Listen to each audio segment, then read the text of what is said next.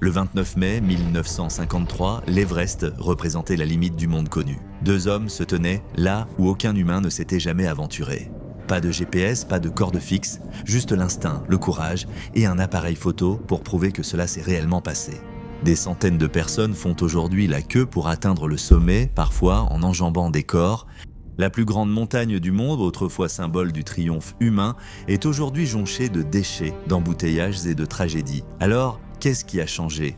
Comment l'Everest est-il passé d'un sommet sacré à un chaos mondial? Cela ne s'est pas produit du jour au lendemain, mais d'une certaine manière, nous l'avons permis. Voici l'histoire du mont Everest, hier et aujourd'hui, et pourquoi certains alpinistes disent qu'il ne devrait plus jamais être escaladé. Bienvenue dans l'extrême.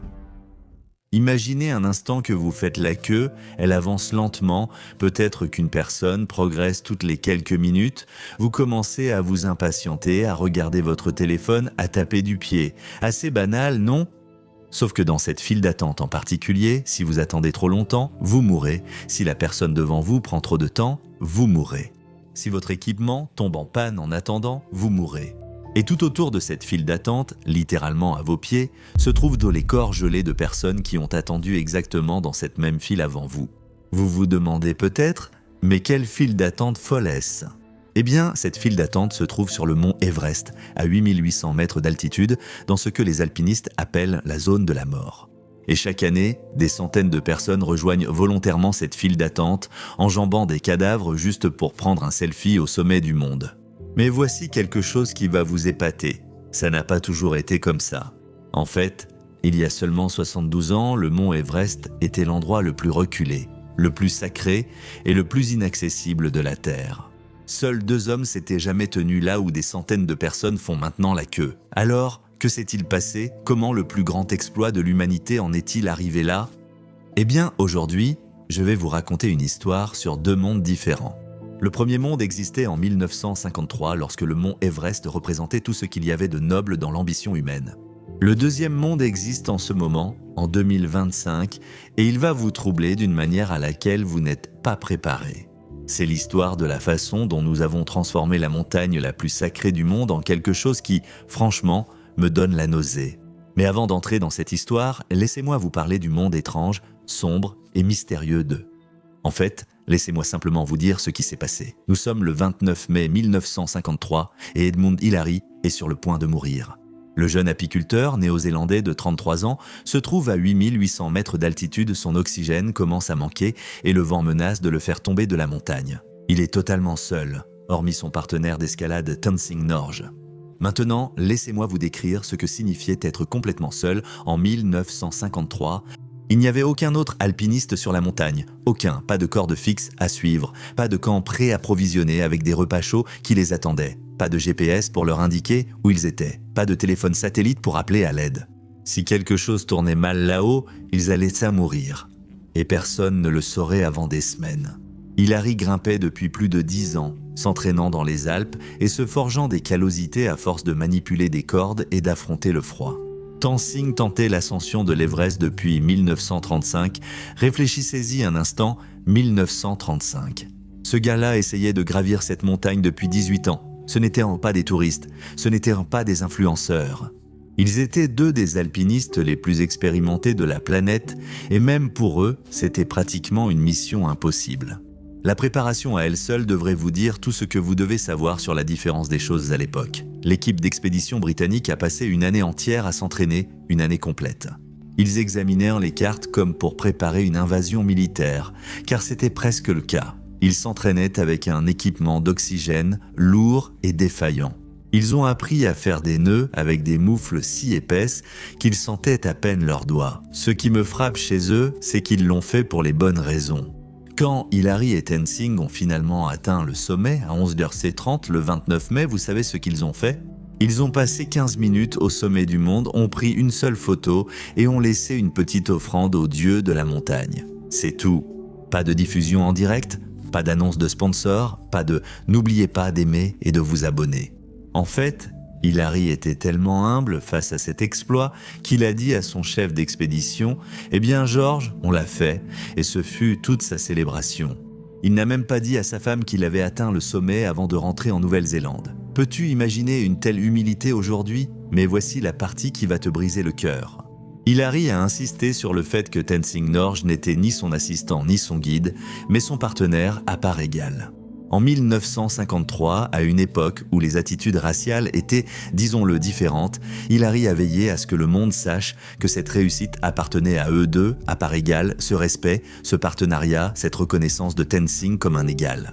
Cela a établi une norme sur la façon dont l'alpinisme devrait fonctionner. Souvenez-vous-en, car vous en aurez besoin pour ce qui va suivre. Petit détour sur ce train du chaos. Si vous voulez plus d'histoires brutes et non censurées que nous ne pouvons pas montrer ici, rejoignez-nous sur Patreon pour l'extrême. On se retrouve au vrai bord extrême. Avançons jusqu'en mai 2024, 413 permis ont été délivrés pour des personnes souhaitant atteindre le sommet de l'Everest en un seul mois. Laissez-moi le répéter. En un seul mois, en 2024, plus de personnes ont gravi l'Everest que pendant les 30 premières années, après l'exploit historique de Hilary et Tenzing. Mais c'est là que cette histoire devient troublante. Vous vous souvenez de cette ligne dont j'ai parlé au début ?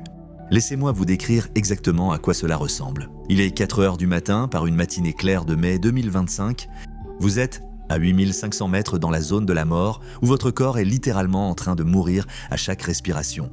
Vous avez payé 65 000 $, hypothéqué votre maison, pris un congé sabbatique et tout raconté autour de vous. Vous savez que vous gravissez l'Everest. Vous suivez une ligne de corde fixe, jaune vive, que d'autres personnes ont installée pour vous, marchant dans les traces des 50 personnes devant vous. Et c'est là que vous le voyez. Un embouteillage, littéralement, un embouteillage sur la plus haute montagne du monde. Des gens font la queue, regardent leur montre, consomment leurs réserves d'oxygène, tandis que des alpinistes inexpérimentés devant eux peinent à traverser un terrain qui tue des gens. Il est important de comprendre que dans la zone de la mort, à 8800 mètres, il n'y a qu'un tiers de l'oxygène présent au niveau de la mer. Votre corps commence à s'arrêter immédiatement, votre cerveau commence à mourir. Vous avez peut-être 15 à 20 minutes de survie sans oxygène supplémentaire. Quand vous êtes bloqué dans une file et voyez votre jauge d'oxygène baisser. Pendant qu'une personne devant vous met 10 minutes à franchir une section qui devrait prendre 30 secondes, vous regardez littéralement votre vie s'égrener. Mais voici la partie qui va vous rendre malade. Éparpillées autour de cette file, ces personnes qui attendent d'atteindre le sommet voient des corps, des cadavres gelés d'alpinistes précédents qui n'ont pas survécu. Et ils ne sont pas cachés quelque part, ils sont juste là. Sur la route, utilisée comme point de repère, les alpinistes enjambent littéralement des morts pour prendre des selfies, au sommet. Un corps surnommé botte verte doit son nom à ses bottes d'alpinisme vert vif. Il est là depuis 1996 figé sur place et les alpinistes l'utilisent donc comme point de repère pour s'orienter. Tournez à gauche aux bottes vertes. Peux-tu imaginer un être humain, le fils de quelqu'un, le frère de quelqu'un, réduit à un simple repère pour les touristes d'Instagram ? En 2019, 11 personnes sont mortes sur l'Everest. Mais voici ce qui va te choquer. La majorité n'est pas morte à cause d'avalanches, du mauvais temps ou d'autres dangers naturels, mais à cause d'un embouteillage. Ils sont morts en attendant dans la file, à court d'oxygène, pendant que des alpinistes inexpérimentés devant eux avançaient trop lentement dans la zone de la mort. Laissez-moi vous parler de quelque chose qui va vraiment vous mettre en colère. Vous vous souvenez comment Hilary a traité Tenzing en égal ? Eh bien, cette idée est apparemment morte avec eux. Voici Mingma Sherpa, 18 avril 2014. Il a 34 ans, père de 2 enfants, et il fait ce que sa famille fait depuis des générations. Sauf que Mingma n'est pas traité comme un partenaire égal. Il porte 2 fois plus de poids, prend 10 fois plus de risques pour environ 1/10 du bénéfice. Alors que les alpinistes occidentaux traversent peut-être la dangereuse cascade de glace du Khumbu 2 ou 3 fois pendant leur ascension, Mingma fera ce trajet 15 à 20 fois. Il installe des cordes, transporte du matériel et approvisionne les camps. La cascade de glace est en fait une chute d'eau gelée composée de blocs de glace de la taille d'immeubles qui bougent et s'effondrent constamment. C'est la zone la plus dangereuse de la montagne où Sherpa a travaillé des semaines pendant que les touristes la traversaient. Une fois, le 18 avril, une avalanche a dévalé la montagne et a tué Mingma ainsi que 15 autres Sherpas. Ce jour-là fut le plus meurtrier de l'histoire de l'alpinisme sur l'Everest. Ce qui me brise le cœur, c'est que ce n'était pas juste un accident tragique. Il s'agissait de décès sur le lieu de travail dans une industrie de services basée sur l'inégalité. Vous voulez mesurer la gravité de cette exploitation. Les Sherpas sont maintenant obligés de porter des machines à expresso en haut de la montagne pour les alpinistes occidentaux. Des machines à expresso à 6000 mètres d'altitude Imaginez risquer votre vie pour porter la cafetière de quelqu'un sur la montagne la plus dangereuse, juste pour un latte au camp de base. Et voici la réalité économique qui rend cela encore plus déchirant. Un guide Sherpa peut gagner entre 8 et 10 000 $ par an en travaillant sur l'Everest. Ça ne nous paraît pas grand-chose, mais au Népal, où le revenu moyen est inférieur à 700 $ par an, c'est une somme qui change une vie.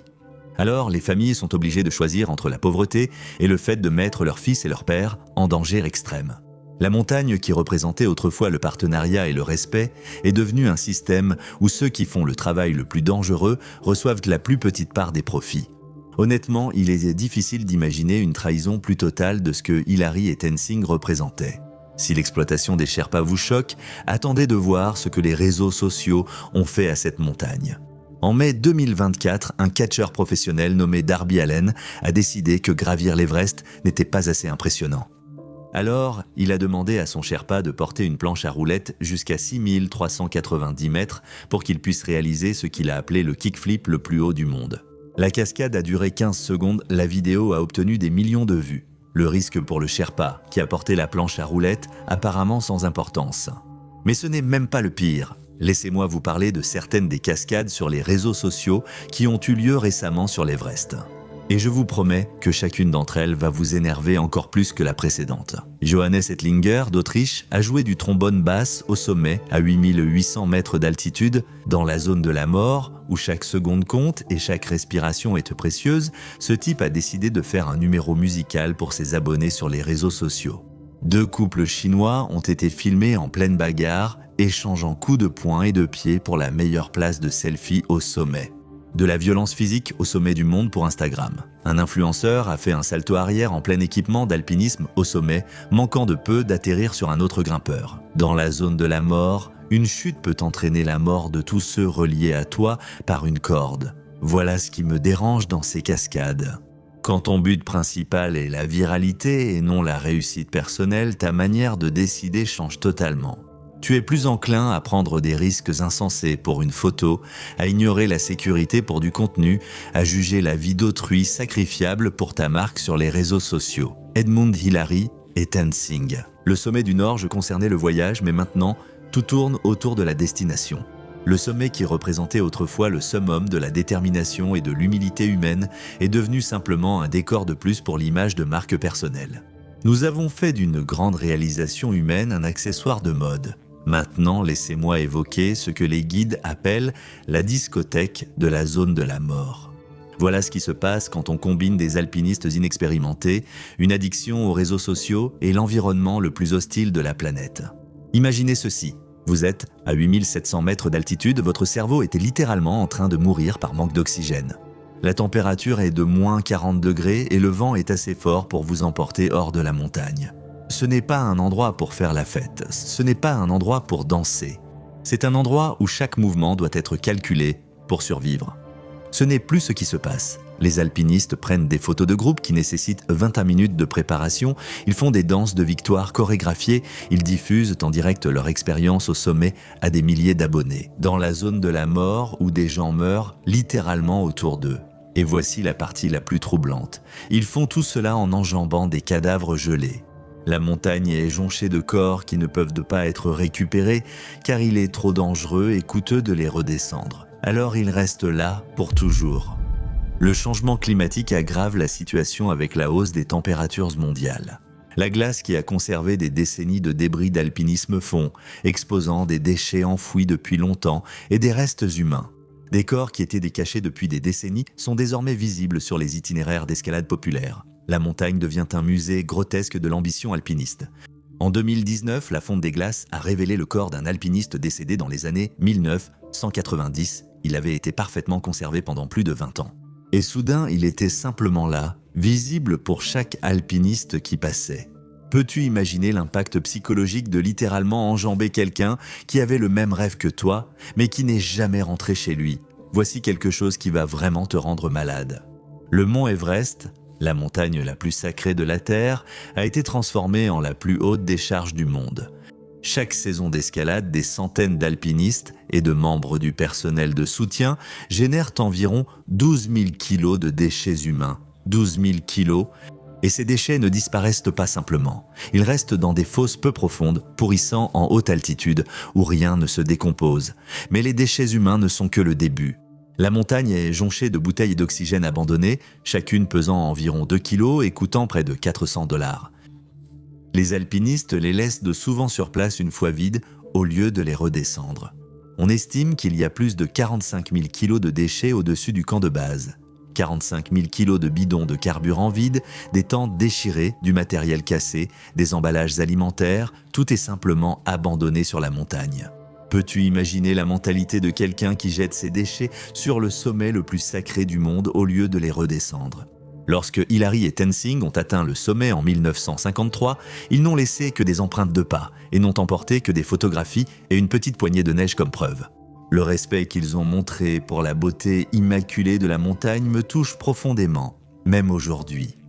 Aujourd'hui, le sommet, qui inspirait l'admiration par sa beauté intacte, est tellement pollué que chaque goutte d'eau doit être soigneusement traitée. La montagne, où les alpinistes pouvaient autrefois boire directement au ruisseau, est devenue un site de déchets toxiques. Pour le peuple Sherpa, l'Everest n'est pas seulement une montagne, c'est Kumolungma, la déesse, la mère du monde, c'est sacré.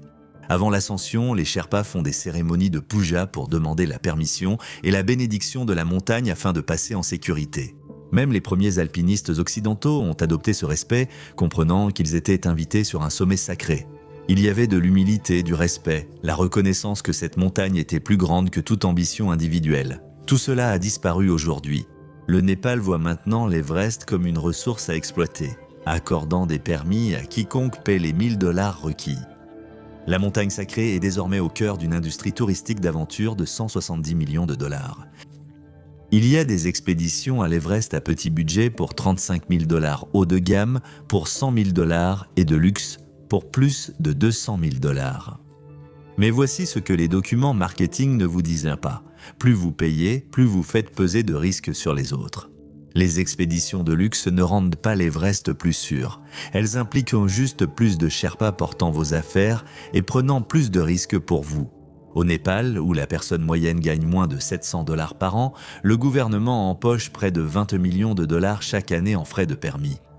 Cette pression économique crée des incitations à maximiser le nombre d'alpinistes plutôt qu'à protéger l'intégrité culturelle et environnementale de la montagne. Nous voilà donc en 2025. Je vous demande que prouve encore aujourd'hui l'ascension de l'Everest. En 1953, Hilary et Tenzing ont prouvé que les humains pouvaient accomplir l'impossible grâce à la détermination, aux compétences, à la préparation et au respect du défi. Leur exploit a inspiré toute une génération à croire au potentiel humain. En 2025, que prouve une ascension de l'Everest?